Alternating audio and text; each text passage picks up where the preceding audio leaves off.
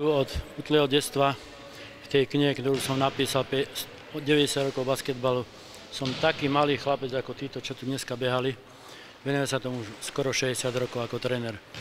Ako to vnímam všetko? Poďte sa, je úplne jasné, že to, čo sa nám podarilo za posledné roky vo vašej spolupráci je úžasné, pretože videli ste, tu bolo viac ako 100 detí, tu bolo spústa rodičov, priaznivcov basketbalu a deti vidia, že má zmysel nielen počítače, drogy a podobné veci, ale športový pohyb, disciplína, kamarátstvo, priateľstvo. Sú to už desiatky rokov. Vychoval som kopec reprezentantiek. Mnohí z nich aj dneska tu pôsobili. Moja dcéra, ďalší hráč, ktorý v Amerike z posledného družstva, ktoré som viedol a tak ďalej.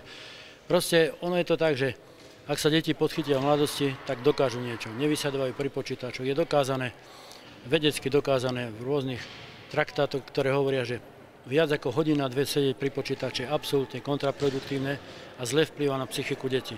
A to pokiaľ si rodičia neuvedomia, že pohyb, sociálne siete sú niečo úplne tragické oproti komunikácii bežného priateľstva na školách a podobne. My chceme niečo v tomto smere urobiť, chceme nejaké združenie vytvoriť mládežníckeho basketbalu, ktorý by sa obratil na školy, na vúcky, na mesta, na ministerstvo školstva, na olympijských výborách. Chceme to v takejto miere, ako sa nám podarilo, opakujem ešte raz, v vašej spolupráci už 3-krát.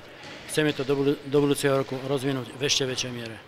Tento projekt v spolupráci s touto školou Radvaň, bol tu pán zástupca sa pozrieť, zaujímajú sa o to, vidia tie deti, že to má zmysel, zmysluplne trávia voľný čas a to je účel tohto celého projektu. Nie drogy, ale športovať, behať, zmysluplne naplňať voľný čas.